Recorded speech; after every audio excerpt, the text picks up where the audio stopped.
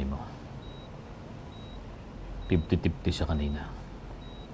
Buti na lang naagapan ng mga doktor. Diabetes at high blood, pero under observation pa siya. Para malaman kung bakit halos napaparalyze ang buong katawan ng mami mo.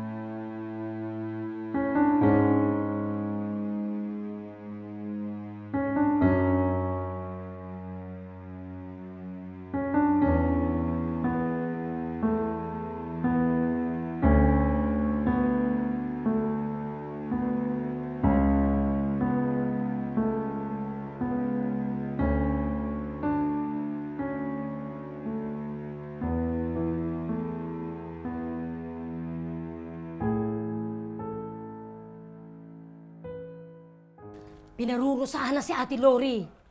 Paano mo naman nasabi yun? Aba, ilang katulong na yung lumayas at pinalayas ng amo nating yan. Malay ko. Basta ako wala pang 1 year dito 3 na yung naabutan kong lumayas. Ganun ba yun? Hindi nga natin alam kung anong sakit eh. Di parusang ang maliwanag. Sus! Walang dahilan nagkakasakit. Sinisingil na siya sa mga pangbubunga nga niya sa atin. Aba, at talagang galit na galit ka kay Ate Lori, ah.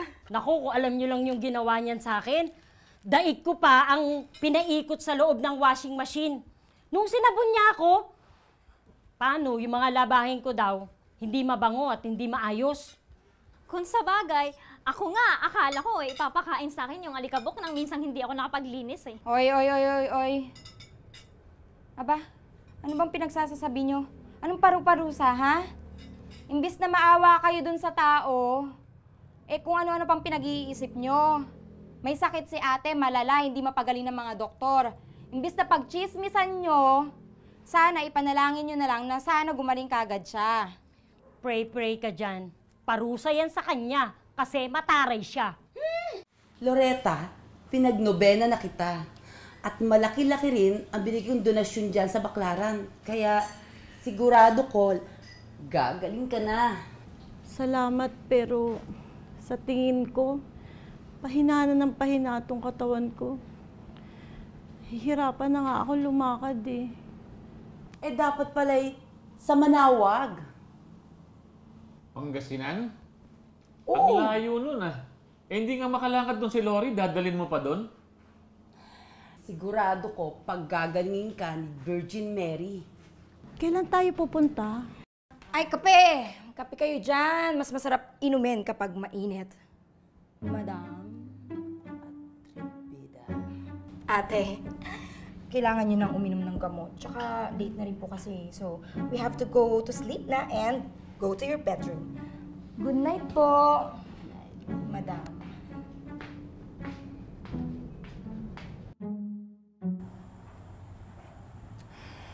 Oh, Wendy, yung gatas mo para makatulog ka kagad.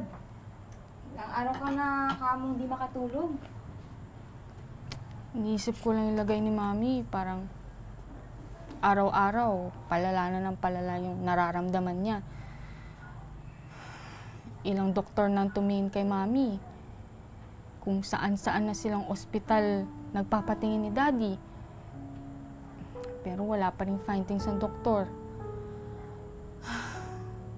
Kung saan-saang simbahan na sila nagpupunta ni Daddy,